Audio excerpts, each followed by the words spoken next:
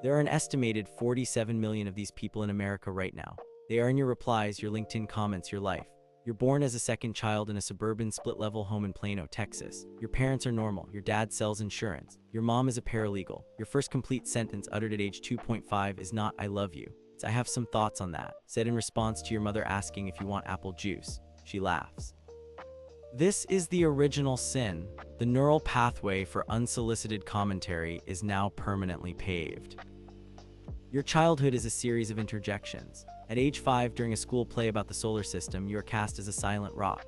A classmate playing Saturn forgets his line about rings. From offstage, you whisper shout they're composed primarily of water ice with a rocky core. The teacher, Mrs. Gable, shushes you. The parents in the audience chuckle. You feel a warm, unfamiliar glow. This is your first hit of engagement. It is chemical. You are hooked. You spend the next 3 years correcting the pronunciation of dinosaur names on the playground. You get an early diagnosis of being precocious. This is a medical term for annoying. You are given a laptop for educational games. You ignore the games. You discover Wikipedia. You read the entire article on the history of concrete. At a family barbecue, your uncle mentions he's repaving his driveway. You spend 14 minutes explaining the Roman use of pozzolana ash. He nods. He is thinking about bratwurst. You interpret his nod as rapt attention. You print out the Wikipedia article. You give it to him as a gift. He uses it to soak up a spilled beer. And just like that, you reach the most insufferable period of being a reply guy. You're a teenage reply guy. You get a smartphone. Your life becomes a stream of notifications you must correct. You join every platform: Twitter, Reddit, Instagram comments, the support forum for a printer you do not own. You develop a specialty. Source: any statement of fact, any personal anecdote is met with this one-word demand.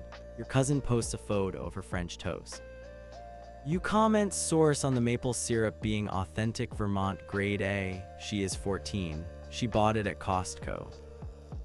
You discover political Twitter. This is your Vietnam. You are 16. Your political ideology is cobbled together from YouTube thumbnails and meme pages. You see a journalist tweet a statistic about climate change. You have not read the report. You have read a blog post disputing the methodology. You craft a 300-word reply questioning their credentials. You use the phrase, "correlation is not causation." You misspell causation. An actual climate scientist with a PhD replies with a link to the primary data. You do not click the link. You reply data can be manipulated. You have entered the arena. Your ratio is 1.7,000. You feel powerful. Your social life is the replies. You go to a party. Someone mentions they like a band. You say their early work was better before they sold out. You have heard 3 of their songs. You spend the party in the corner, live tweeting your critiques of the music selection. The bass EQ in this track is muddy. You tweet. The DJ is playing from a Spotify playlist called Chill Vibes. You get 2 likes. Both are from the same bot account. You consider this a meaningful connection. Tag a reply guy you know. They need to see this. And then you become an adult with the reply genes in full bloom. You get a job. It's in digital marketing. Your title is engagement specialist. Your job is to reply to the company's social media comment. You bring a prosecutor's energy to this task. A customer tweets, "Loving the new app update." You reply, "Could you specify which feature? We deployed 17 discrete improvements in version 2.4.3. Your vague praise lacks actionable feedback." The customer deletes their tweet. Your manager pulls you aside. She says, "We want to foster community." You hear, "We want to foster unsubstantiated groupthink." You try online dating. Your Hinge profile is a masterpiece of defensiveness. One prompt answer: "A random fact I love is that most facts you see online are misattributed or false. Let's discuss." You get 0 matches. You decide to improve your chances by replying to women's prompts in your area. A woman's profile says, "Love to hike." You match. Your first message is, "Define hike. Are we talking an urban walk or a serious elevation gain? I need to calibrate." She unmatched. You screenshot her profile, you post it on a forum, you caption it, "Dating standards have collapsed." Your magnum opus is niche forums. You find a small subreddit dedicated to vintage fountain pens. You do not own a fountain pen. You spend a week reading. You learn the terminology: nib, feed, converter, piston fill. You find a post where someone is happy about their first pen, a Lamy Safari. You comment. The Safari is a fine starter pen, but the nib inconsistency on the EF models is well documented. You should have gone with a Pilot Metropolitan for true Japanese precision at that price point. The op replies, "I just liked the color." You write a 12-paragraph private message explaining why that is an insufficient criterion. They block you. Subscribe so you can keep crying about people you've definitely met. You branch into real-world reviews. Your Yelp profile has a 600-word review of a Chipotle. You do not review the food, you review the queue management system. You use phrases like throughput optimization and ergonomic failures in the sneeze guard design. You give it 2 stars, the manager replies a generic sorry for your experience. You reply to the manager's reply. You ask for specific data on their average transaction time. They do not respond. You update your review to 1 star. You cite lack of engagement with customer feedback. You feel you have upheld a standard. You discover that every event is a potential reply. A friend's wedding. The ceremony is beautiful. During the reception, the DJ plays Sweet Caroline. You find the bride on Facebook the next day. You message her. A minor note on an otherwise lovely day. The audio mix during Sweet Caroline emphasized the high-end percussion in a way that drowned out the crowd sing-along, which is the core emotional beat of the song. Just FYI for future events. She leaves you on read. You screenshots the message. You send it to the groom. You write FYI in case she missed it. The groom does not respond. You are not invited to their child's baptism. Your work life becomes defined by the actually email. A colleague sends a team-wide email celebrating a project launch. You hit reply all. You write a small correction. The launch was at 2:03 p.m. PST, not 2:00 p.m. as stated.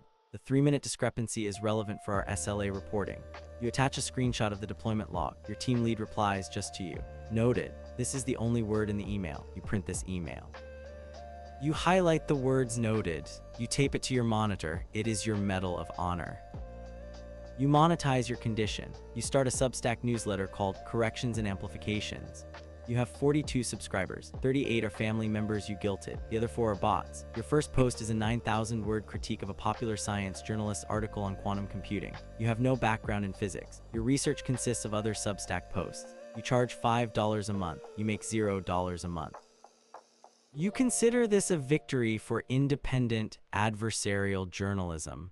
Comment well, actually, below if you've ever subscribed to a newsletter like this. Years pass, you are 34, platforms evolve, Twitter becomes X, TikTok rises, you dismiss TikTok as low information media.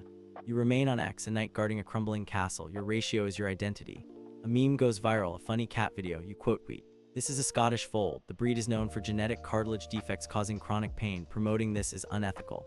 The video has 4 million likes. Your quote tweet has 80,000 angry replies. You are called a loser, a buzzkill, a freak. You feel a profound sense of purpose. You have stirred the pot. You have engaged. Your body begins its betrayal. Carpal tunnel syndrome. You buy an ergonomic keyboard, a vertical mouse, a voice-to-text program. You use the voice program to dictate reply. You sound like a hostage reading a statement. Period. New paragraph. Your assertion regarding municipal zoning code section 12.4 is factually incorrect, comma, as the variance was granted in 2019. Send. You develop chronic neck pain from looking down at your phone. You buy a phone stand. You place it at eye level. You now reply to the world from a fixed, judicious position. You look like a news anchor reporting on a crisis only you can see.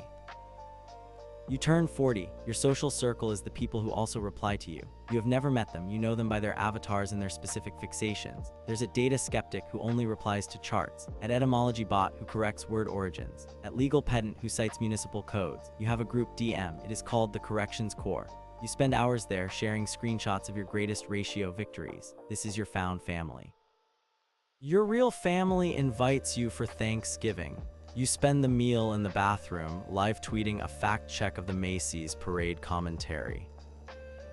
The decline is gradual. You are 45. Your eyesight worsened. You increase the font size on your devices. Large text makes every reply look like a manifesto. You reply to a celebrity's tweet about their new puppy. Your reply in size 24 font is a treatise on the ethical concerns of designer dog breeds. The celebrity's social media manager blocks you. You do not notice for 6 weeks. Your primary source of joy is now Wikipedia edit wars. You spend an entire weekend reverting an anonymous user's changes to the list of ambiguous grammatical constructions page. You win. The page is locked. You retire undefeated. You are 50. The platforms of your youth are ghosts. You are on a site called Threads now. It's mostly brands and journalists. You reply to a journalist's thread about economic policy. Your reply is a detailed 12-point rebuttal. The algorithm shows it to 11 people. 1 is your own account. The other 10 are spam accounts selling counterfeit watches. You get 0 likes, 0 quotes, 0 replies. The silence is deafening. You have finally been perfected. You are replying into a vacuum. It is the purest form of the craft. You have achieved enlightenment. Your legacy is digital dust. You die at your desk at age 58. The cause is a pulmonary embolism, a direct result of immobility. Your browser has 47 tabs open, all replies in progress. Your last tweet scheduled via buffer goes out 3 days later. It is a correction to a news article about your own town's population growth. It reads, the 2020 census estimate is disputed by the local planning commission's internal survey. Source me, I live here. It gets one like. It is from the account of the local public library's automated news feed. Your life's work is complete. All jokes aside, these are exaggerations, internet caricatures born on social media and spread like wildfire. Yes, the compulsive need to correct, to add an unsolicited well actually, to treat every conversation as a debate to be won is a real behavior pattern amplified by algorithmic rewards. But turning reply guy into a universal punchline reduces real people to a single, often unkind, stereotype. Most people who overcorrect online are just insecure, seeking validation through perceived expertise, or genuinely passionate about a topic to a fault. Behind every meme is a real person doing their best, often just trying to connect in a world that feels increasingly fragmented. So laugh at the absurdity, but remember that the kindest reply is sometimes to listen, not to lecture.